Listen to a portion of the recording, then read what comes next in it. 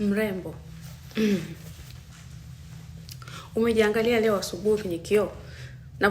Navyosema umejiangalia leo asubuhi kwenye kioo, sisemi kwamba uende kwenye kioo uanze kutafuta vipele, chunuzi, sijui iko wapi, sijui titi limeanguka hapa, sijui nini. Ninavyosema umejiangalia kwa kioo. Je, umepaona pale pazuri ambapo unapapenda, pale alipotengeneza Mwenyezi Mungu? Umeangalia jinsi ulivyobarikiwa? Umeangalia jinsi wewe ulivyo mrembo? Hata kama wewe una tukilo twingi, ni sawa tu mama. Wewe ni mwembamba, ni sawa. Nani kinamwasha nini? Hizo biashara za kwenda Instagram mnaanza kutafuta matatizo. Eti mimi nataka kuwa mwembamba kama yule. Wewe unajua ana tatizo gani? Wewe unajua kwa nini ni mwembamba? Eti mimi nataka kuwa kama tajiri kama wewe. Unajua apata wapi hiyo pesa? Hiyo pesa unajua amepata wapi?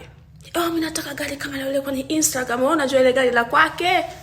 Ile gari ni la kwake au la jirani yake? Kaomba tu best naomba nipige picha so nikaonyesha wenzangu Tanzania. Mama, ngoja nikwambie. Wewe unaniangalia, wewe ni mrembo, wewe ni mzuri. Mshukuru Mwenyezi Mungu kwa sababu hakuna mtu mwingine aliye kama wewe. Print yako wewe ni yako mwenyewe. Hamna watu wawili, hamna watu watatu, ni wewe tu. Mungu amekupendelea, amekupa uhai. Hebu tumia. Ukipo na kipele hapa, hebu kipake makeup ukiondoke. Ukiona wewe unakwamba wewe mazia yake kwenda huko, tunajua tuna ukiona watoto wenzangu na mimi umeona mambo yanakuwa mengine sasa umeona. Nunua behind na push. Una push na juu.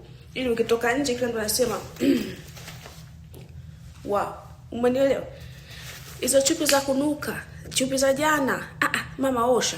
Hizo biha osha. Ukiosha hizo tu wewe umeshapendeza, wewe ni mrembo, wewe ni